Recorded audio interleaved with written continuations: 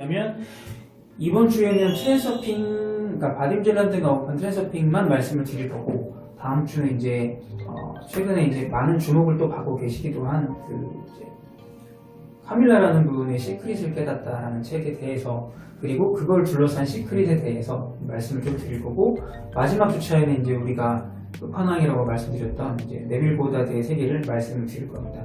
그 네 가지, 그러니까 트랜서핑 포함해서 그 개념들을 다 이해를 하시면 이제 어느 정도 머릿속에서 이 자기 개발을 둘러싼 이 세계들을 좀 아주 개론적인 것들을 정리하실 수 있는데, 정말 여기서 말씀드릴 수 있는 내용은 사실 빙산일각이에요. 되게 조금 작은 부분을 말씀드릴 수밖에 없지만 전체적으로 환기를 한다 생각하시고 들으시면 될 것 같고, 이 트랜서핑의 세계는 사실 오늘 말씀드릴 내용은 이미 이 저자도 얘기를 했지만 새로울 거는 없는 내용이에요. 왜냐면 이 바딤 젤란드라는 사람이 이미 이제 약 5, 60년 전에 이미 다 얘기를 끝낸 것들을 바딤 젤란드는 굉장히 먹기 좋은 마치 정식처럼 이렇게 잘 정리를 해놓은 내용입니다. 그래서 굉장히 쉬운 개념으로 설명을 했지만 그래도 개념적으로 이해가 안 되시는 분들도 있을 거예요. 그래서 오늘은 그거를 가장 조금 제가 쉽게 정리를 한 내용을 여기 좀 나눠드렸어요. 네, 그렇게 보시면 될 것 같고, 그래서 하나하나 좀 설명을 드릴 건데, 리얼리티 트랜서핑 책을 이제 시리즈를 다 읽어보신 분들이라면 조금 더 이해가 아마 쉬우실 거예요. 혹시 읽어보신 분 다 읽으셨어요? 시리즈를 다 1번부터 끝번까지 다? 아, 그래요. 영준님은 다는 뭐 읽으셨어요? 저 그 트랜서핑의 비밀 그 책만 읽으셨어요? 그 책만 읽었다면 이 내용이 조금 어려울 수도 있는데, 아무튼 제가 최대한 쉽게 설명을 드리도록 할게요. 그래서 지난주에 제가 이제 가장 말씀드렸던 내용 중에 핵심은 존재와 상태는 다르다 였습니다. 네, 그 내용만 잘 기억하셨다고 하더라도 성과가 이제 있는 건데, 이번 주는 그 존재와 상태에 대한 이제 트랜서핑식의 해석에 대해서 말씀드릴게요. 1번을 보시면 첫 번째 대전제는 이제 우리들의 욕망이 쉽게 채워지지 않는다입니다. 이제 회장님도 그렇고 조장님도 그렇고 살면서 이제 뭔가를 계속 욕망하면서 살잖아요. 그죠? 대회도 우승하고 싶고, 그죠? 한국에 와서 이제 좋은 직장도 갖고 싶으시고 그러실 텐데 그때도 잘 안 될 때도 있잖아요. 네. 근데 이제 그거를 트랜서핑의 해석에 따르면 일단은 너무 내부 의도로 가득 차 있는 생활을 하시기 때문입니다. 제가 아까 이때 이 그림을 보면서 그 내부 의도의 세계는 말씀드릴게요. 그래서 내부 의도라는 건 이번에 설명 보시면 내 육체적인 욕망을 얘기를 합니다. 인간은 다 육체적인 욕망을 가지고 있죠. 성공하겠다, 돈을 많이 벌겠다, 어떤 사람이랑 결혼하겠다, 이거 다 모두 육체적 욕망에 해당이 되죠. 네. 아니야, 나는 굉장히 이상적 욕망을 가지고 있어 하시는 분 혹시 계세요? 난 지금 이상적 욕망이 있다. 그러니까 내 단순한 육체적 욕망이 아니라 뭔가 밑에 이게 적어놨던 이상적 욕망이 있다. 이상적 욕망이라는 게 뭘까요? 어떤 개념일까요? 육체적 욕망과 이상적 욕망을 구분할 수 있을까요? 해탈. 그렇죠. 근데 이제 차이는 뭐냐면 육체적 욕망은 감각적인 욕망이라고 거기 제가 적어놨어요. 감각적인 욕망이라는 건 내가 즉각적으로 만족을 얻을 수 있는 어떤 욕망을 얘기합니다. 지금 당장 내가 10억을 얻으면 즉각적 만족을 얻겠죠. 그리고 뭔가 눈앞에 있는 상대랑 사귀면 또 즉각적 만족을 얻고 뭐 이런 거잖아요. 그죠? 어떤 소유를 하고 싶거나 뭔가 즉시 내가 이제 마음속으로 이제 원하는 거를 즉시 만족시켜주는 것들이 대부분 감각적 욕망에 해당되고, 나의 이제 자아상에 비춰봤을 때, 그러니까 내가 어떤 사람이 되고 싶고 어떤 삶을 살아가고 싶은가에 대한 큰 밑그림을 가지고 거기에 맞는 어떤 의식주를 설정하고 그 내 자아상에 맞게끔 전체 그림을 조금씩 바꿔가는 거를 보고 이제 외부 의도라고 해요. 그래서 그 차이를 이 말로 딱 명쾌하게 구분하기는 조금 어려워요. 사실 두 개가 혼재되는 경우도 있고 딱 금끄듯이 얘기할 수는 없지만 보통 대부분의 사람들은 이상적 욕망보다는 육체적 욕망이 더 많아요. 그죠? 우리가 좋은 거 먹고 싶고 좋은 옷 입고 싶고 좋은 집 살고 싶고 하잖아요. 그죠? 근데 그게 나쁘다는 게 아니라 그 대부분이 다 내부 의도에 해당되기 때문에 우리 인생은 태어날 때부터 죽을 때까지 내부 의도로 계속 시달리다가 끝나는 것이다 라고 얘기를 할 수 있고요. 그 외부 의도는 이상적인 욕망이라는 거는 천천히 말씀드릴 건데 쉽게 표현하면 성숙된 자아상의 반응입니다. 우리는 내부 의도를 추구하면서도 성숙을 해요. 태어나면부터 죽을 때까지. 그죠? 좋은 차, 좋은 집, 좋은 직장, 좋은 배우자를 만나려고 막 고군분투하다가 인생의 교훈을 얻죠. 그죠? 그것도 마찬가지로 원치는 않았지만 내 자아상이 성숙하게 변하는 것입니다. 근데 가만히 생각해보면 결과적으로 어떤 내부적 욕망을 추구하는 과정에서 내가 이제 뒤늦게 내 자아가 성숙하는 것보다 처음부터 내 자아상을 성숙한 자아상을 반영을 해놓고 아예 그 욕망을 포커스로 두고 따라가다 보면 내부적 욕망이 충족이 된다. 센서핑의 어떻게 보면 약간 힌트 같은 개념이에요. 그죠? 그러니까 뭐를 먼저 추구할 것인가의 문제라고 봐도 과언은 아닐 것입니다. 그런 거고. 그런데 1번 얘기를 좀 계속 이어나가면 내부 유도의 충만함 때문에 우리가 계속 욕망이 쉽게 채워지지가 않는데 그 이유 중에 하나는 또 펜듈럼의 반작용이 있습니다. 펜듈럼이라는 거는 지난번에도 말씀드렸죠. 어떤 쉽게 얘기하면 사회적 여론일 수도 있고 그 체제의 유지, 여러 사람들이 모두 다 비슷비슷한 삶을 살아가게끔 어떤 조성된 분위기 이런 거라고 얘기해도 돼요. 어떤 에너지입니다. 아무튼 펜듈럼이 여기 있는 그림으로 제가 표현을 해놨는데 이 그림에 대해서는 지금 3번에 대한 얘기를 하면서 이제 설명을 좀 드릴게요. 보시면 이 그림이 우리의 몸이라고 생각을 해볼게요. 그림을 제가 잘 그리는 편은 아니어서 이 파란 색깔로 이제 되는 게 나의 몸, 나라는 사람이에요. 나는 어떻게 구성이 되어 있냐면 생각이 있죠, 기본적으로. 그 다음에 마음이 있습니다. 그죠? 몸이 있어요. 그러면 지난번에도 제가 질문을 드렸었죠. 우리가 뭐에 의해서 인생을 살아간다 할 때 대부분 생각대로 내가 뭔가를 하려고 한다. 그죠? 생각대로 뭔가 하려고 하고 물론 마음이 여기에 끼어들기도 합니다. 네, 마음이 끼어들기도 하고 그렇지만 이제 대부분 자기 어떤 생각에 의해서 인생을 살려고 한다면 그 우리의 생각과 마음과는 별개로 이 트랜스서핑의 세계에서는 이 영혼이라는 개념이 등장해요. 빨간색으로 테두리가 둘러져 있는 걸 영혼이라고 보시면 되는데 왜 이걸 빨간 테두리로 설명했냐면 이거는 감지하지 않으면 못 느낄 수도 있어요. 평생. 파란색 선에서만 안에서만 머물게 될 수도 있습니다. 빨간색 선을 설명하는 건 이걸 감지하게 되면 얘까지 포함시키는 개념이 되는 거예요. 그래서 각각의 요소를 제가 좀 설명을 해놨습니다. 3번에. 자, 먼저 영혼은 논리를 몰라요. 영혼의 존재에 대해서는 약간 좀 호불호나 좀 약간의 생각 차이가 있을 수 있어요. 영혼의 존재를 믿으세요? 영혼의 존재를 믿으세요? 영혼의 존재를 믿으세요? 용지님도 믿으세요? 네. 아, 그래요? 여기 괜히 분위기 휩싸여서 다 믿는다고 하는 거 아니에요? 대부분 근데 지나가는 사람한테 예를 들어서 혹시 오늘 영혼의 상태가 어떠세요? 물어볼 수 있어요? 만약에 믿으면 물어볼 수도 있는 거잖아요.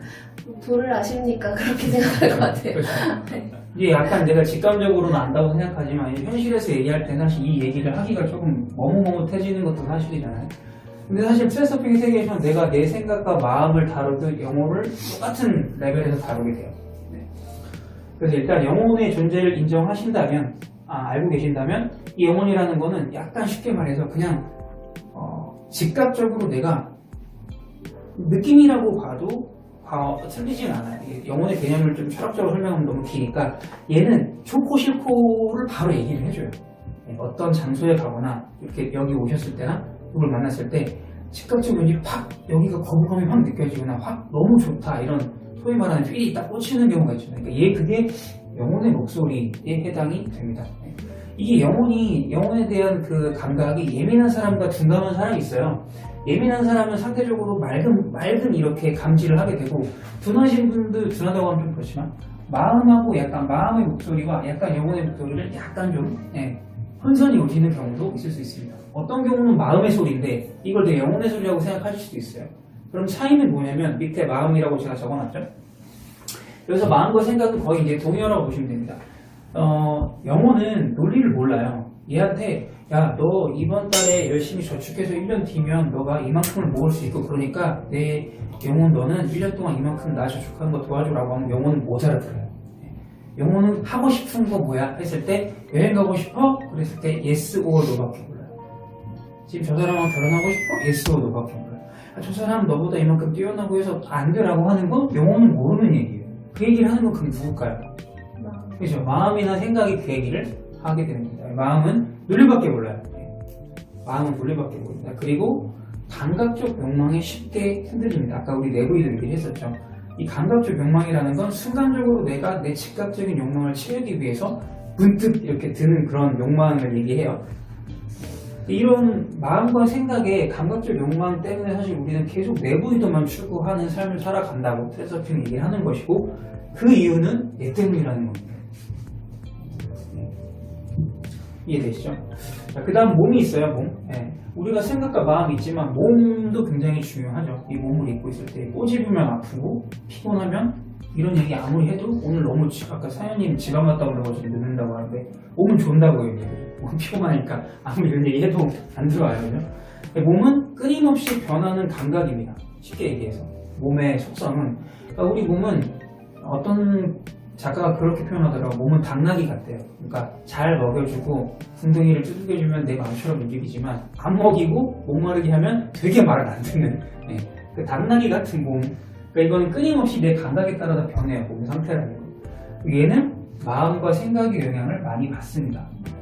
중요한 얘기죠. 그러니까 이렇게 일단 우리를 구성한다고 봤을 때 사람들이 이제 자기 생각과 이제 마음에 따라서 여기 탄생에서부터 죽음까지 이렇게 살아가는 거예요. 시간순으로 보면 이렇게 가죠. 그러면 최정님은 요 이제 그 펜듈럼이라고 하는 게 여러 가지가 있을 거예요. 뭐 부모님, 가정 환경, 그 다음에 친구, 하는 일, 그 다음에 뭐 태어난 국가, 그리고 뭐 좋아하는 뭐 그런 여러 가지 것들. 이 모든 것들이 펜듈럼을 형성하고 있는데 얘가 태어날 때부터 죽을 때까지 이제 관여를 합니다. 네, 삶을 관여해요. 그럼 나라는 사람이 탄생을 했어요. 그러면 여기 죽을 때까지 흐름이 있을 거잖아요. 태어나서 예를 들면 이때가 우리 그때 첫 시간 되겠던 7살 단위로 자른다면 7세, 14세, 21세 이렇게 된다고 하면은 7세까지는 기분이 엄청 좋고 행복한 삶인데 불행할 수도 있고 그러다 학창시절에 조금 올라갔다 이때 만약에 집안의 사업이 만약에 아버님 사업이 안 좋아져서 가세가 기울 수도 있잖아요. 그럴 때 나의 이 곡선도 이렇게 내려갔다 오면 이런 굴곡을 다 거치게 된다는 거죠. 이게 펜듈럼이 쳐놓은 그 파란 색깔로 쳐놓은 게 내부 의도, 달리 말하면 이따 말씀드리겠지만 주파수라는 개념이에요. 그러니까 이 여러분의 내부 의도는 이렇게 이 테두리 안에서만 벌어지게 돼요. 예를 들면 그거는 다 이 펜듈럼에 의해서 결정지어진, 어떻게 보면 결정지어진 커다란 그림입니다. 나는 예를 들어서 왜 그런 거 있잖아요. 현실적인 얘기지만 아빠가 공무원인 친구랑 사업가인 친구랑 아버님이 어떤 직업에 따라서 그 아이의 어떤 성향이나 그런 것들도 영향을 받잖아요. 여기 봤을 때 쟤는 아빠가 공무원이라서 되게 정직하고 바르고 거짓말 같은 거 잘 못해 이렇게 보통 얘기를 많이 하잖아요. 그런 것들도 어떻게 보면 이런 맥락이라고 보면 돼요. 만약에 아버지가 의사예요. 되게 엄하고 보수적인 집안을 자라는데 딸이 갑자기 이렇게 그 아버지 보수적인 가풍에 따라서 딸이 이렇게 살다가 굴곡 없이 살다가 21살 때 갑자기 아이돌 가수가 되겠다고 해요. 예를 들어서 아버지는 컬처 쇼크를 받아요. 나는 널 치과에서 시키려고 했는데 웬 아이돌? 그러면 이제 얘가 어떻게 되냐면 그 내부 의도를 뚫고 가는 겁니다. 네, 뚫고 가는 거예요. 그럼 그 아이가 내부 의도를 뚫고 갔는데 그 아이의 그러니까 아이돌이 되겠다고 하는 그 딸의 의도는 내부 의도냐? 그러면 그 아이의 직접적인 욕망이냐? 뭐 그럴 수도 있고 아닐 수도 있지만 대부분 어떤 그 정해진 펜듈럼의 범주 안에서 살아가는 사람들은 예외적인 선택을 잘 안 하거든요. 딱 그 정해진 프로토타입 안에서 행동을 하게 돼 있어요. 정말 아버지가 상상할 수 있는 범주를 휙 넘어간 선택을 했을 경우 이 딸은 뭘 본 거냐면 이걸 본 거예요. 네. 그래서 이렇게 넘어갔어요. 내부 의도가 펜듈럼의 통제권을 넘어가면 어떤 일이 발생되는지에 대해서 이따가 말씀을 아무튼 드릴게요. 그럴 때 우리가 이제 알아야 될 다음 개념은 가능태, 방금 말씀드렸던 가능태와 현실태라는 개념입니다. 자, 트랜스서핑에는 가능태가 있어요. 아까 그 치과 의사의 딸이 갑자기 아이돌 가수가 되겠다고 했을 때 걔는 이 가능태에 가서 뭘 봤어. 뭘 본 거예요. 그렇죠? 그게 뭐냐? 이 가능태라고 하는 건 트랜스서핑에서는 수많은 삶의 가능성들이 담겨있는 필름 보관소를 얘기합니다. 네. 우리 눈에 보이진 않아요. 어떤 뭐 그게 뭐 눈을 감으면 나타나는 사람도 있고 뭐 그거를 하나의 우주라고 상징적으로 해석하는 사람도 있습니다. 아무튼 이 가능태 세계가 있고 현실태라는 거는 이 가능태랑은 무관하게 이 펜듈럼의 영역 안에서 여기에서 벌어지는 일들이 다 현실태의 영역이라고 보면 돼요. 그러면 그 치과 의사 아버지는 이 현실태의 영역 안에서 딸이 뭔가 선택하길 바라는 건데 지금 약간 딸이 가능태로 뭔가를 봤단 말이죠. 그리고 내부 의도를 뚫고 밖으로 나갔어요. 네. 그 상황을 이따가 설명드릴 건데 5번 보시면 트랜서핑은 지금 우리가 얘기했던 이런 전반적인 상황을 다 어디에 비유하냐면 영화에다가 비유를 합니다. 바딤 젤란드가 러시아 사람이잖아요. 러시아는 영화 예술이 자동적으로 발달을 했죠. 그래서 이해하기 쉽게 이렇게 설명한 것 같아요. 가능테라는 필름 보관소에서 5번입니다. 내가 원하는 필름을 선택하고 이것을 현실태로 불러오는 개념이 바로 트랜서핑입니다. 자, 그러면 가만히 생각해보면 내가 여기 계신 분들이 평생 살면서 지금 뭐 어느 시점에 계실지는 다 각각 다르지만 요 펜듈럼이 상정한 요 내부 의도의 세계를 벗어나 본 적이 있으신가요? 벗어나 한 번이라도 뭐 그거를 우리가 말하는 일탈이라는 개념으로 설명할 수도 있고 한 번이라도 나는 좀 뚫고 나가봤다 하시는 분 계세요? 위든 아래든.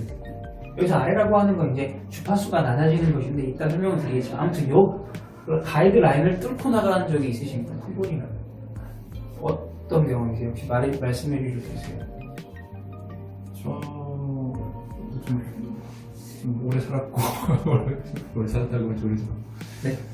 예, 보통 그걸 어렸을 때 본능적으로 느꼈던 것 같아요. 이 기본적인 뭐라고 할까, 이 운명의 뭐라고 하나 카테고리, 그거를 굉장히 저항했던 것 같아요. 제가 좀 밖에 세계가 있는데 왜 사람들 저기만 보고 있을까? 왜 내가 거기 맞춰 살아야 되나? 그게 항상 어렸을 때부터 불만이었어요. 그래서 이제 그 너머의 지식을 굉장히 추구했던 거죠. 어렸을 때부터. 이 세상에 다른 게 있을 텐데 왜 사람들은 저거만 다 진짜랑 믿고 저렇게 사나? 그래서 그거를 굉장히 찾아보려고 애써 봤고 그런 과정 중에 저런 좀 저걸 꼭 내가 사회적으로 뭐 성취를 했다기보다는 틀을 벗어나서 그렇게 살았던 오프그리드 같은 좀 벗어난 생활을 좀 해봤어요. 아, 해보셨어요? 네. 뭐 구체적인 상황까지. 그러니까 저는 그러니까 가령 갑자기 떠나서 산속에서도 살아봤고. 아, 산속에서 살아봤어요? 네. 얼마 정도? 뭐 한 2년 뭐 그렇게도 있어봤고. 혼자서? 아니 이제 뭐 가족들과? 아니 이렇게 뭐 뜻이 맞는 그런 분들과 분들과 같이? 네. 아. 그렇게도 있어본 적도 있고. 좀 현실을 외면하고 돈벌이 외면하고 뭐 그렇게도 살아본 적도 있고. 그다음에 또 그렇게 살다가 그런 틈 속에 있다가도 또 버리고 또 한번 굉장히 물질적으로 한번 살아보고 여러 그런 과정들을 좀 경험해본 것 같아요. 아, 네. 그래도 요 내부 의도의 테두리를 많이 벗어나셨네요. 그러니까 그거를 감각적으로 느끼고는 있어요. 어떤 게 약간 그런 건 있는 것 같아요.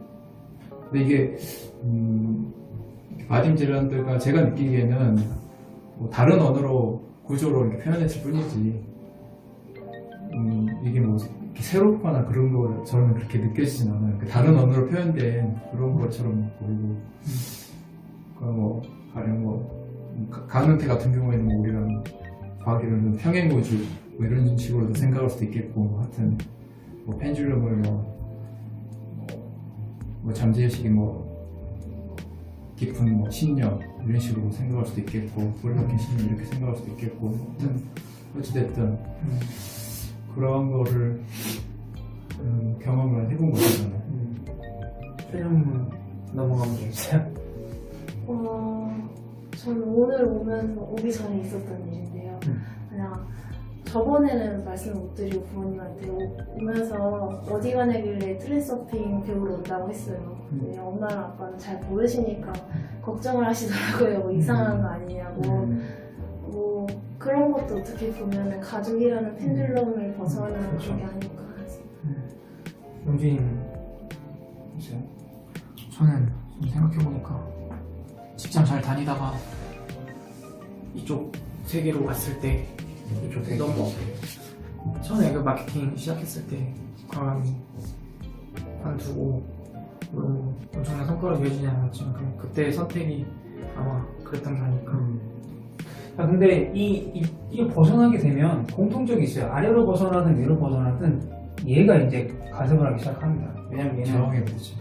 체제 유지가 목적이기 때문에 좀 약간 정치적인 용어 같긴 한데 얘는 현상 유지를 원해요. 네, 그렇기 때문에 이 가이드를 벗어나는 걸 원치 않습니다. 근데 어떤 식으로 위든 아래든 벗어나시게 되면 이제 속된 말로 얘 이제 저항을 받으시게 됩니다. 그러면 이제 마음고생이나 몸고생을 할 수가 있다라는 얘기 하고 있어요. 그래서 아무튼 그래서 6번은 이제 트랜스서핑을 이런 영화의 세계로 비울 때 여기는 필름 보관소다. 내가 내부 의도의 범위 내에서 살다가 이 트랜스서핑이라는 개념을 접했다면 지금 내가 펜듈럼의 어떤 상황에 처해 있구나. 그리고 난 지금 내부 의도에 따라서 인생을 살고 있구나. 그런데 내가 정말 원하는 게 뭘까라고 했을 때 나는 그동안 얘랑 얘만 생각과 마음의 눈치만 보고 살았어요. 근데 진짜 원하는 게 뭔지 생각해보니까 얘가 있더라, 영역이. 얘가 원하는 게 뭔지 잘 보니까 내 내부 의도가 아닌 다른 영역이 있는 거야, 내가 원하는 게. 그 영역이 보관되어 있는 장소를 필름 보관소인 가능태 영역으로 표현을 한 겁니다. 그러니까 지금 예를 들면 영화를 한 편 찍고 있는 거예요. 영화를 찍고 있는데 내가 찍고 있는 영화의 장르가 마음에 안 들어. 마음에 드는 장르의 영화를 찍으려고 보니까 매일매일 연기를 해야 되죠. 영화는 계속 찍고 있고 흘러가고 있어. 그러면 우리는 어디에 들어가야 되냐면 이 가능태라는 필름 보관소에 들어가야 된다는 거예요. 먼저 해야 되는 일. 여기서 내가 원하는 필름을 선택을 하고 이것을 현실태 이 위아래 가이드 쳐져 있는 이 안으로 불러오는 것을 보고 트랜스서핑이라고 말을 할 수 있습니다. 네. 그러니까 지금부터는 영화적인 개념으로 좀 이 얘기를 세세하게 설명을 드리려고 해요. 6번입니다. 우리가 선택한 영화의 장르는 이게 무슨 말이냐면 내가 스스로 생각하고 동일시한 내 상태는 곧 내 존재가 된다. 지난주에 설명을 드렸어요. 자, 사람이 펜듈럼이란 게 다 모두가 있지만 그건 누가 만든 거냐면 내가 만든 거예요. 그 말은 뭐냐면 영화의 장르는 내가 만드는 겁니다. 누가 이 영화를 찍으라고 얘기를 하는 게 아니거든요. 내가 만든 영화의 장르를 내가 찍고 있는 건데 그렇다면 그 영화를 장르를 결정한 건 나라는 얘기죠. 나는 장르를 결정했을 뿐인데 그건 뭐가 돼요? 곧 내 인생, 즉 존재가 된다는 겁니다. 상태랑 존재를 동일시하게 되는 거죠. 그런데 트랜스서핑은 거울의 원리에 비춰서 이거를 계속 설명을 하거든요. 현실은 내가 거울을 보고 의도한 대로 똑같이 비춰주는 거랑 똑같다.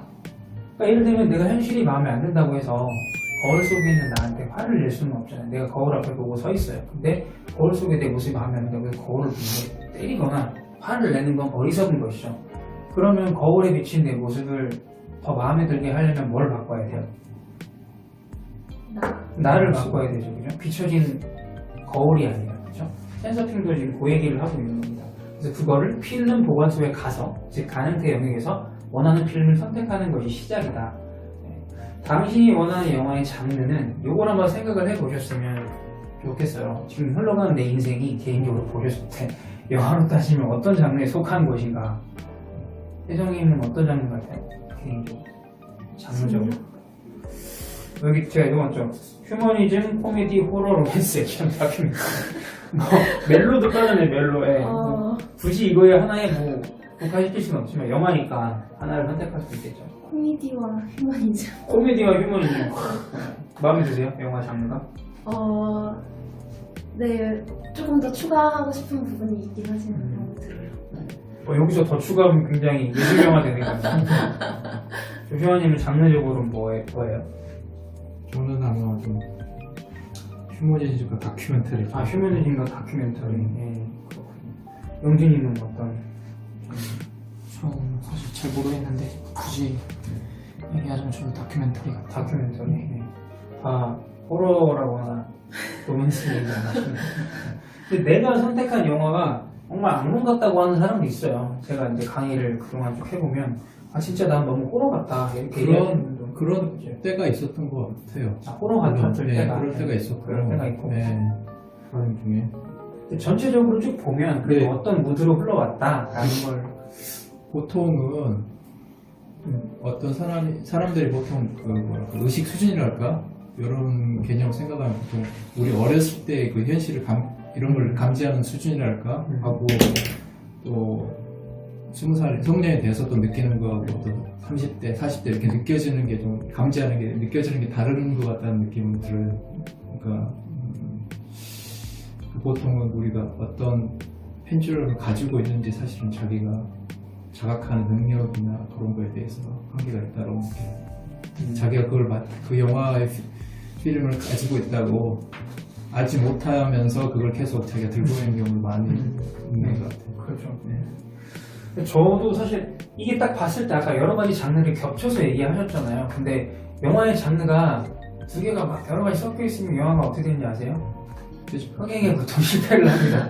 아시죠? 네, 그래서 그게 이건 묻자고 하는 얘기지만 뭔가 내가 영화를 찍고 있다는 건 대략 이게 느낌적으로 알겠어라고 하지만 조금 더 그 장면과 무드와 등장인물을 다 디테일하게 조율을 하시면 하나의 장르가 좀 확 나오게 돼요. 네, 주요 이제 그 분위기라는 게 있잖아요. 아무튼 그거를 이제 우리가 조율을 하기 위한 과정이 트랜서핑인데 7번을 보시면 여기에는 이 우리가 흘러가는 이 인생의 세계를 영화에 비유할 때 여기는 4명의 역할이 나와요. 첫 번째는 영화 감독, 두 번째는 배우, 세 번째는 촬영기사, 네 번째는 이 시나리오를 만드는 작가입니다.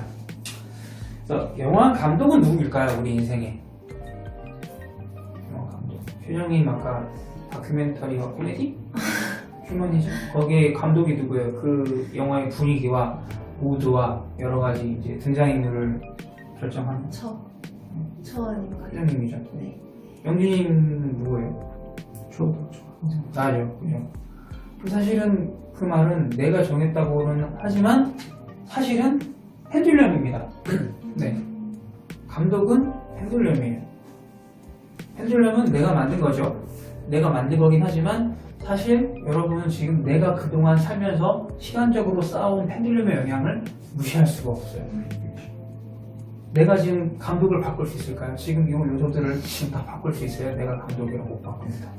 영화는 이미 틀어졌어요. 이미 돌아가고 있습니다. 지금 연기하기도 바빠요. 그죠? 감독 바꿀 여력이 없어. 그래서 아주 슬프지만 영화 감독은 바뀌지 않습니다. 네, 이게 트랜서핑의 특이이고 나머지 배우와 촬영기자 작가 누구냐면 바로 여러분들입니다. 1인 3역할을 하실 수 있어야 되고 하고 계십니다. 실제로. 근데 사실 지금 다 배우만 열심히 하고 있을 수도 있어요. 연기만 하는 거죠 지금. 이렇게 내 삶이 흘러가고 있으니까 여기에 맞춰서 열심히 그냥 살아가는 거면 연기만 하는 거예요. 그죠?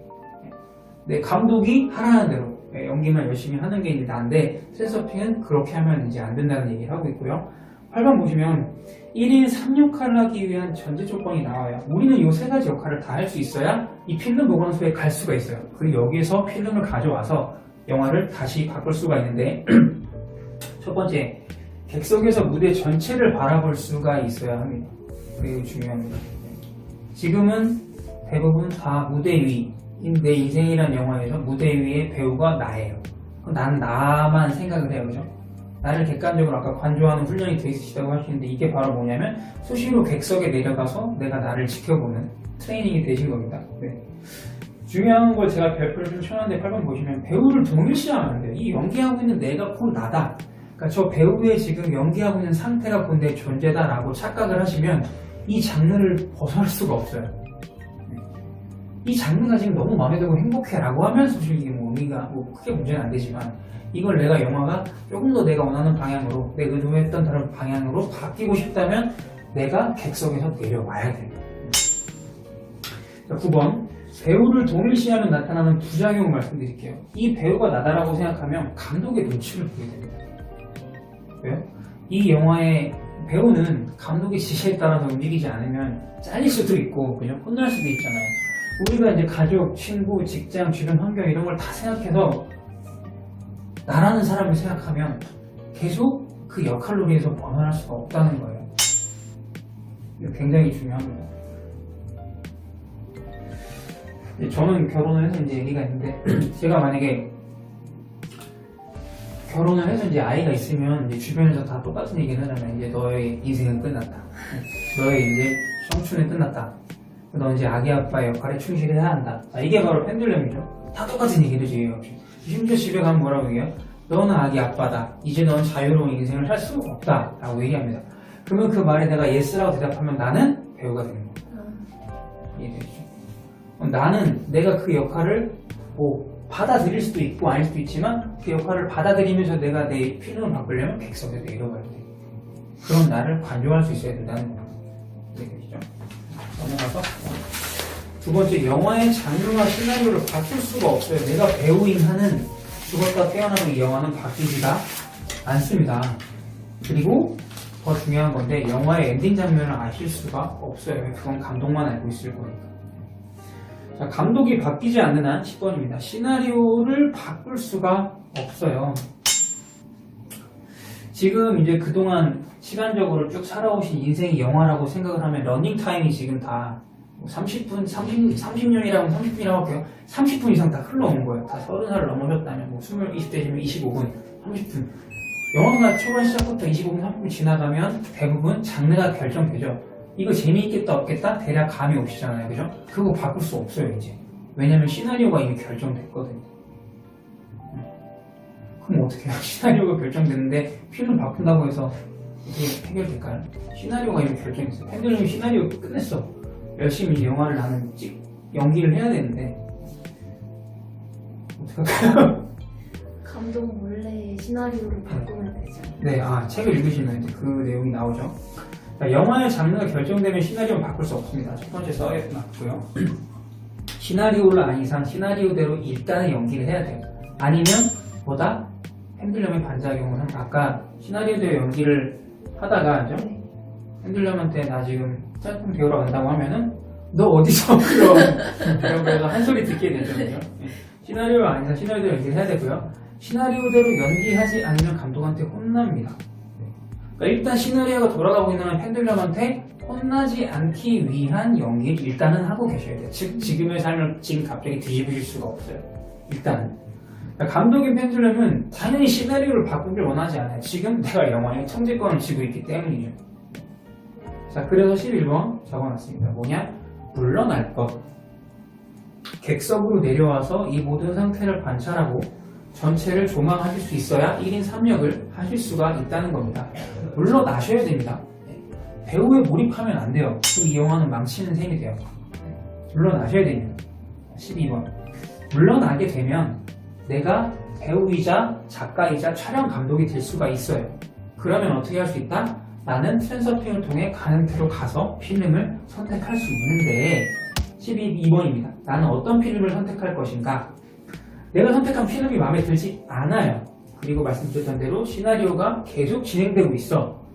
그러니까 다시 말해 삶은 멈추지 않죠. 계속 지금 진행되고 있죠.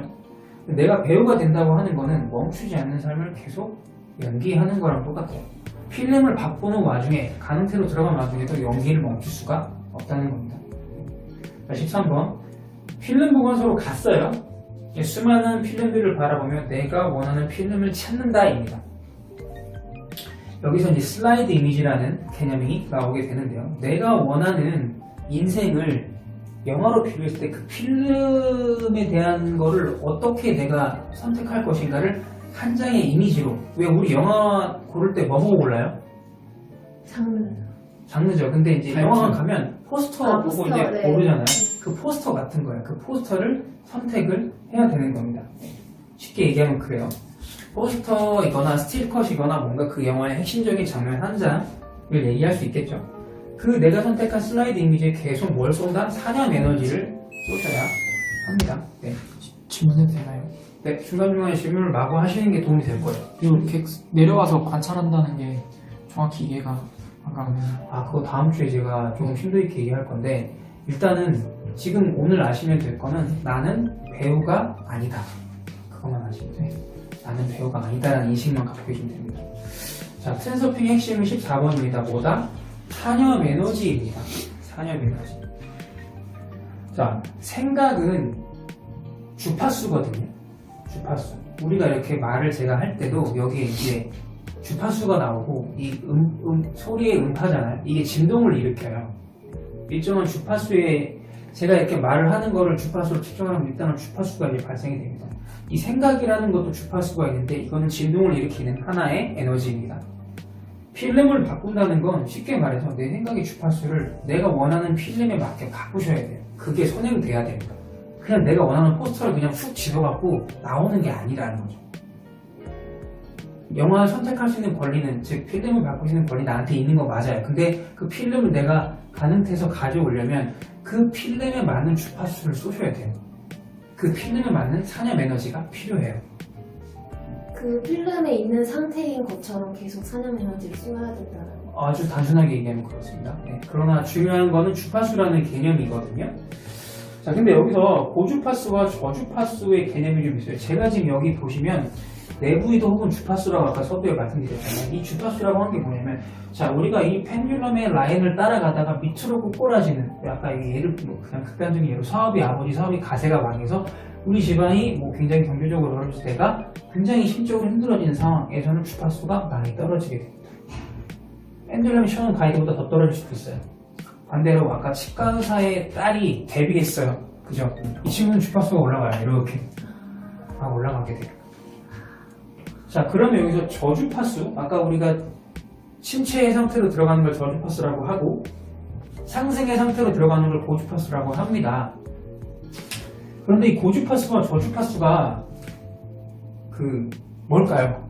그러면은 그거를 주파수 측정기 들고 다니면서 그때그때마다 이렇게 내 머리에 대볼 수도 없잖아요. 고주파수와 저주파수를 혹시 어떻게 구분해서 원하는 걸 선택적으로 내가 쏠 수 있을까요? 뭔가 펜듈럼의 의도를 거슬러서 나가는 에너지가 고주파수. 펜듈럼의 에너지